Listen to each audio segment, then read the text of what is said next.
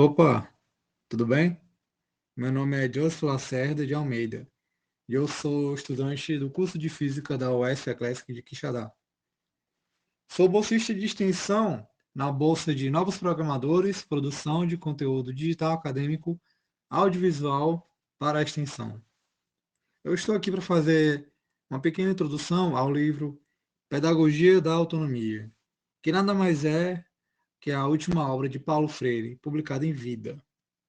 Ela apresenta propostas de práticas pedagógicas necessárias à educação, como forma de construir a autonomia dos educandos, valorizando e respeitando sua cultura e acervo de conhecimentos empíricos, junto à sua individualidade. Tornamos conscientes nos fez seres éticos.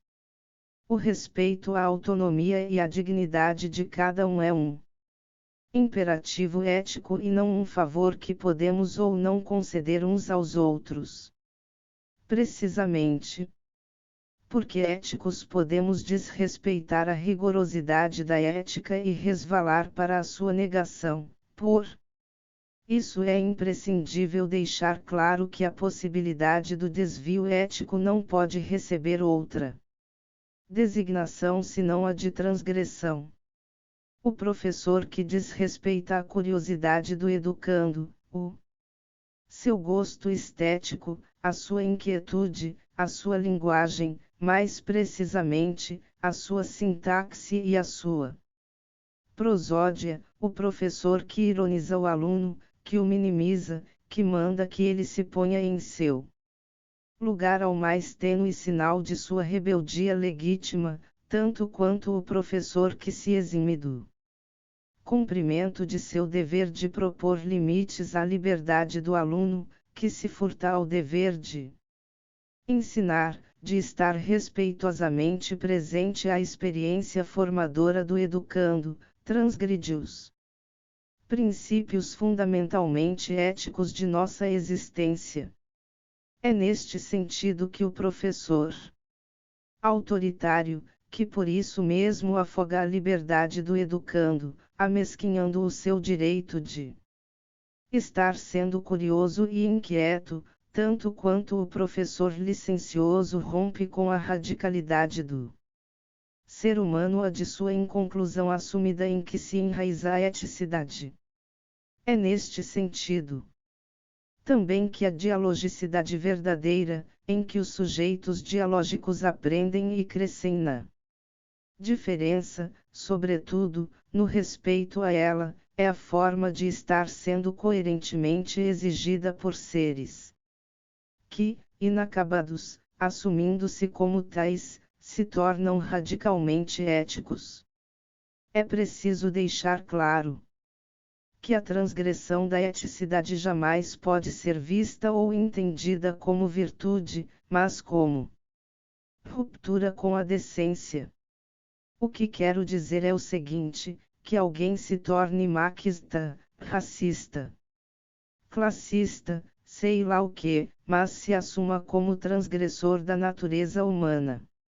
Não me venha com justificativas genéticas, sociológicas ou históricas ou filosóficas para explicar a superioridade da branquitude sobre a negritude, dos homens sobre as mulheres, dos patrões sobre os empregados.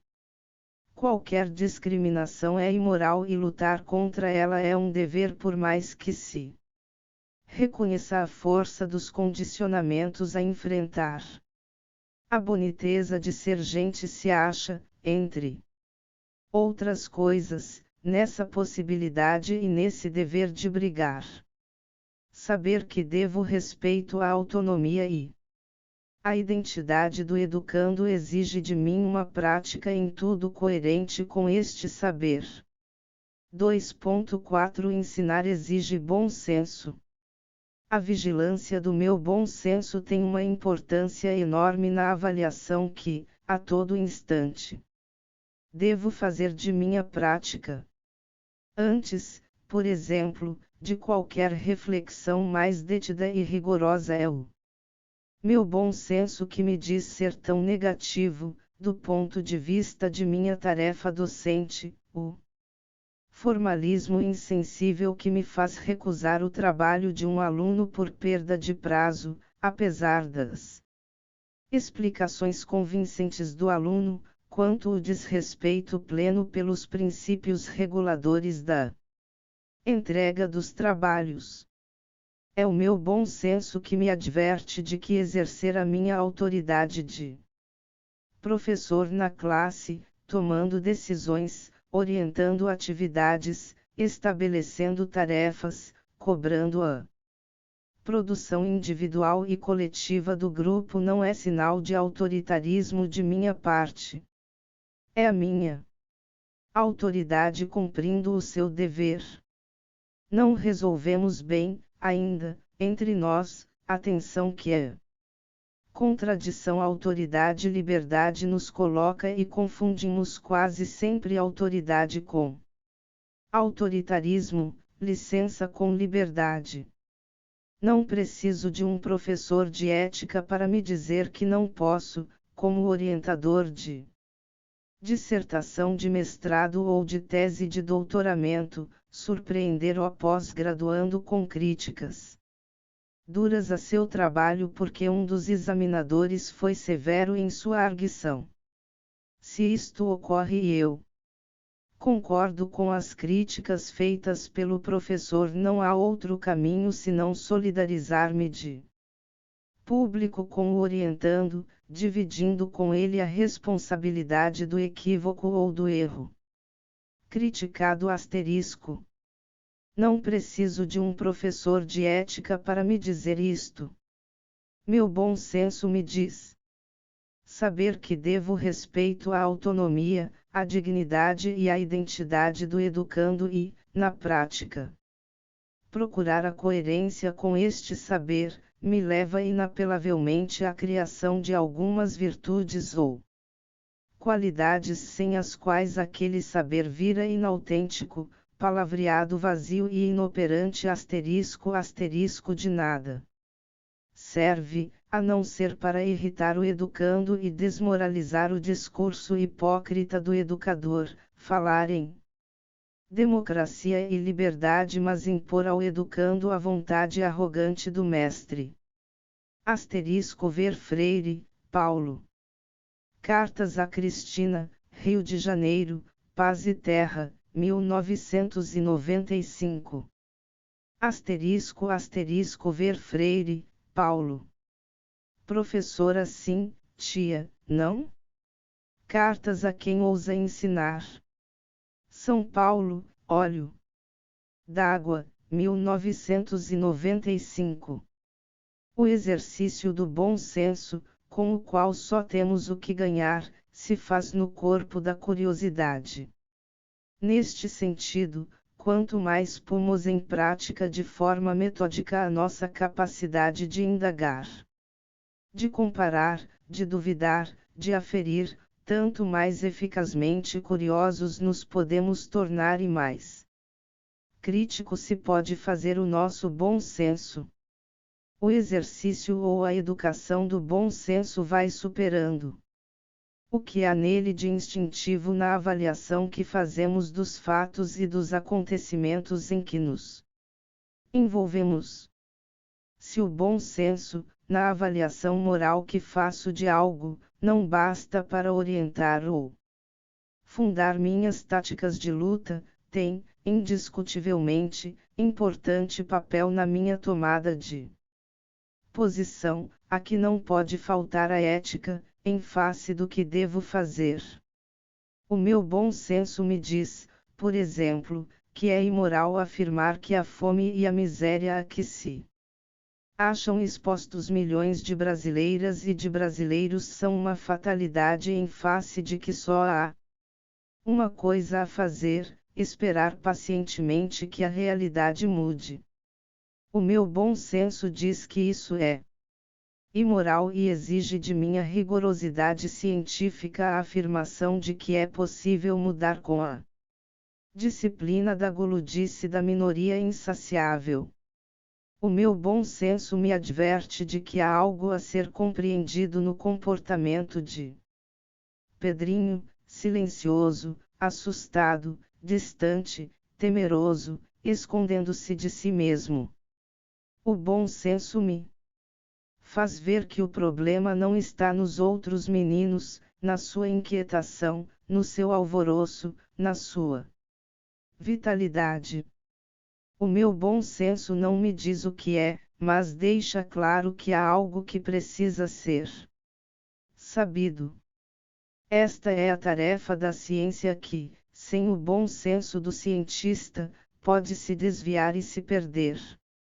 Não tenho dúvida do insucesso do cientista a quem falte a capacidade de adivinhar o sentido da desconfiança, a abertura à dúvida, a inquietação de quem não se acha demasiado certo das certezas. Tenho pena e, às vezes, medo, do cientista demasiado seguro da segurança, senhor da verdade e que não suspeita sequer da historicidade do próprio saber. É o meu bom senso, em primeiro lugar, o que me deixa suspeitoso, no mínimo, de que não é possível a escola, se, na verdade, engajada na formação de educadores, aliar-se das condições sociais, culturais, econômicas de seus alunos, de suas famílias, de seus vizinhos.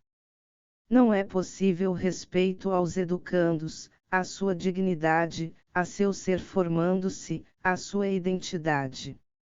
Fazendo-se, se não se levam em consideração as condições em que eles vêm existindo, se não se reconhece a importância dos conhecimentos de experiência feitos com que chegam à escola. O respeito devido à dignidade do educando não me permite subestimar, pior ainda, zombar do saber que ele traz consigo para a escola. Quanto mais me torno rigoroso na minha prática de conhecer, tanto mais, porque crítico, respeito. Devo guardar pelo saber ingênuo a ser superado pelo saber produzido através do exercício da curiosidade epistemológica. Ao pensar sobre o dever que tenho, como professor, de respeitar a dignidade do educando, sua autonomia, sua identidade em processo, devo pensar também, como já salientei, em como ter uma prática educativa em que aquele respeito, que sei dever ter ao educando, se realize em lugar de ser negado.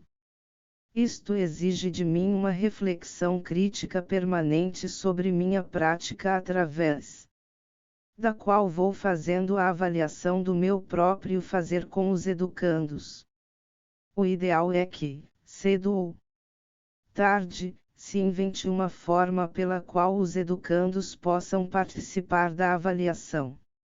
É que o trabalho do professor é o trabalho do professor com os alunos e não do professor consigo mesmo. Esta avaliação crítica da prática vai revelando a necessidade de uma série de virtudes ou qualidades sem as quais não é possível nem ela, a avaliação, nem tampouco o respeito do educando. Estas qualidades ou estas virtudes absolutamente indispensáveis à posta em prática deste outro saber fundamental à experiência educativa, saber que devo respeito à autonomia, à dignidade e à identidade do educando não são regalos que recebemos por bom comportamento. As qualidades ou virtudes são construídas por nós no esforço que nos impomos para diminuir a distância entre o que dizemos e o que fazemos. Este esforço, o de diminuir a distância entre o discurso e a prática, é já uma dessas virtudes indispensáveis à da coerência. Como, na verdade, posso eu continuar falando no respeito à dignidade do educando se o ironizo, se o discrimino, se o inibo com a minha arrogância?